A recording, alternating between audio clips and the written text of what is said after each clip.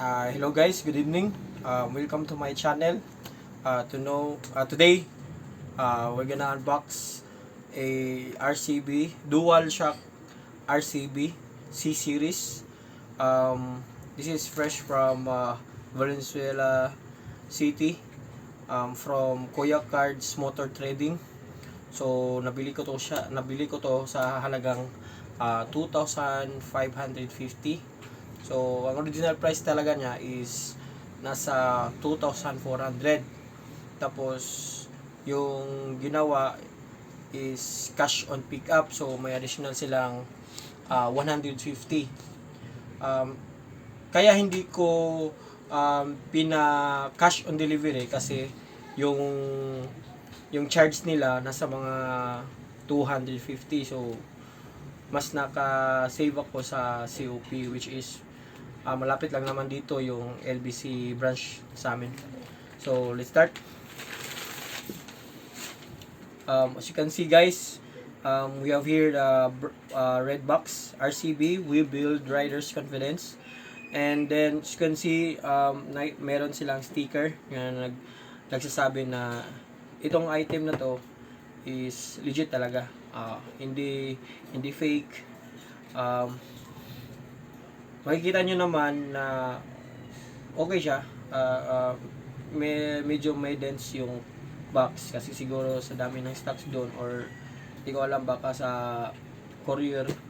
Pero ang mas importante dito yung laman, kung mas okay ba. So makita naman natin dito, RCB o RB Absorber C series, 275mm, which is same as ng stock ng RCB, stock dual shock ng VFI or Vigaforce FI. So ang kulay nito is red, and buksan na natin ito guys. Makikita nyo yung mismong dalawang dual shock. Tapos mamaya na natin i-detalye kung ano ang features nitong RCB. So nandito yung yung mga bushing, mga washers, at saka meron pang alin kasi adjustable tong RCB natin. Tapos may kasama din silang sticker,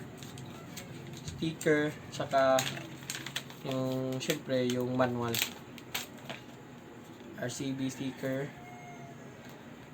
Suspension warranty, meron silang suspension warranty, pero sabi ng binilhan ko, wala silang warranty. So hopefully itong RCB shock magtatagal. Okay, so tatabi muna natin to. So now we're gonna open this dual shock, no? So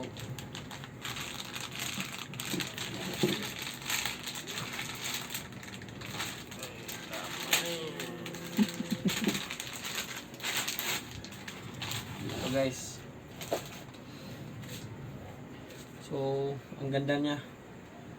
So ang nakalagay doon sa ni-research ko, alloy build daw tong yung C series, alloy build. Tapos sa alam naman natin, yung mga alloy build hindi basta-basta nagbe-build ng rust. So okay kung may masasuggest akong RCB shock, mas piliin nyo tong C series.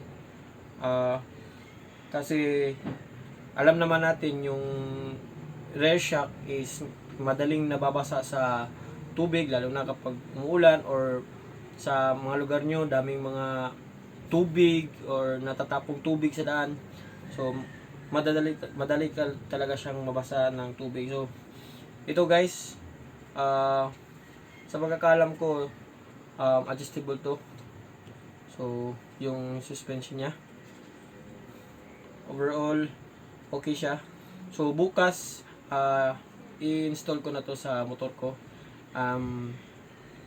Gagawa din ako ng video o sa review